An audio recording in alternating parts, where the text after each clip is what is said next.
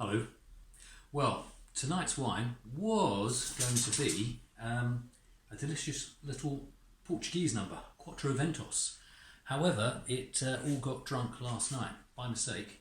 It was a bit of a long day delivering to you all.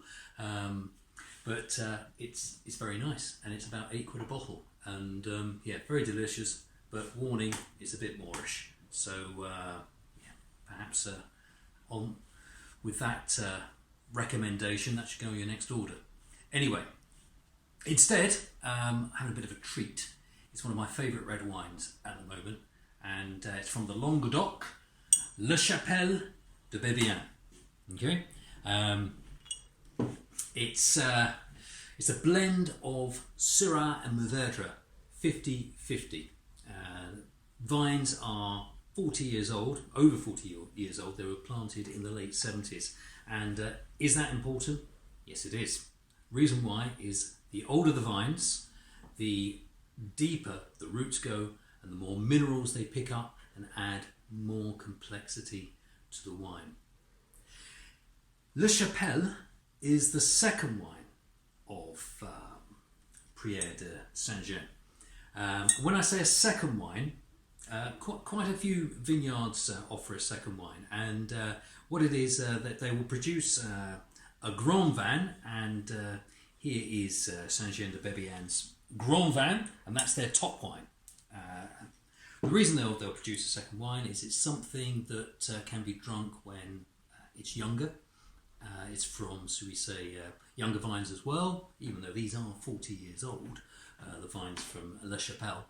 Yeah, it's a bit more affordable for people. So this is well, it's not cheap. It's £18 a bottle, Le Chapelle, but it really is worth it because it's a great example of some of the best wine that's being made down in the south of France. Okay, so I'm just going to show you the colour. It's a lovely, deep, rich looking colour, and oh yeah, it's obviously a good wine because I've got the posh glasses out tonight, the Zalto Burgundies. Okay, so on the nose, yeah, I mean you can really get the aroma of the Syrah there, and the Syrah has this kind of like hint of violets.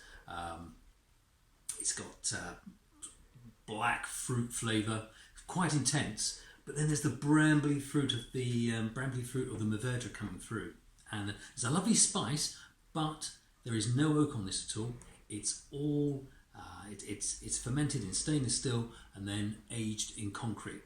Okay, so it really is a minimal intervention wine.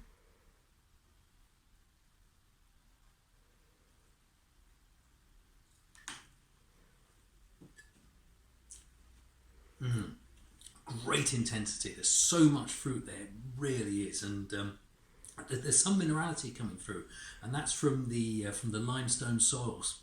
They have very unique soils here. They have limestone, but they also have pudding stones, which associated with Châteauneuf de Pape.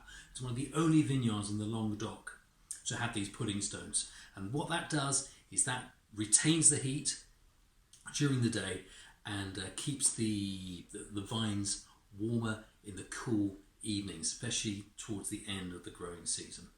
Okay, so one more thing, I've decanted the wine. Now the reason I've decanted it, it's not down to any sediment or anything like that. It's because it's quite a young wine. It's 2016, so it's just coming out to 4 years old.